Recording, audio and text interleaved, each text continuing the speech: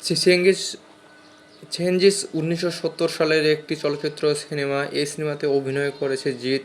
এই ছবিটি পরিচালনা করে রাজেশ গাঙ্গুলি।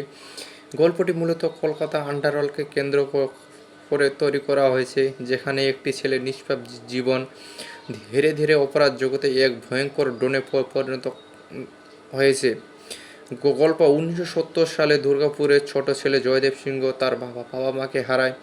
স্থানীয় গুন্ডা রশিদ খানের হাতে তার বাবা মা নির্মমভাবে খুন হয়। এই ঘটনার পর পুলিশ অফিসার সমীর সিনহা, যিনি জয়দেবের মামা, তাকে নিজের সন্তানের মতো লালন পালন করে।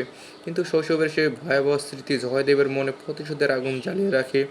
1976 সালে 16 বছর বয়সে জয়দেব সেই রশিদ খানকে হত্যা করে নিজের বাবা মায়ের মৃত্যুর প্রতিশোধ নেয়।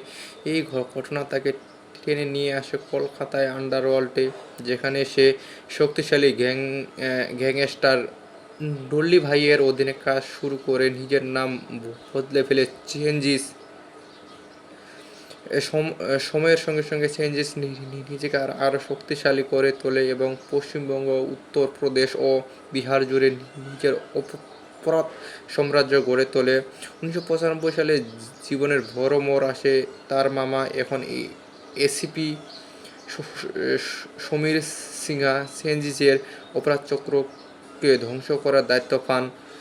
ফলে শুরু হয় মামা ও ভাগ্নের মধ্যে দীর্ঘদিনের এক বিড়াল ইঁদুরের খেলা। একজন আইনের রক্ষা করতে চায়, অন্যজন আইন ভাঙতে চায়।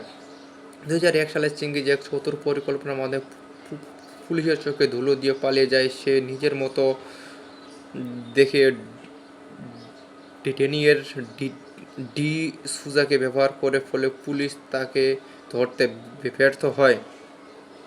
এটাই ছিল চেঙ্গিসের ছবি। এখানে সমাপ্ত।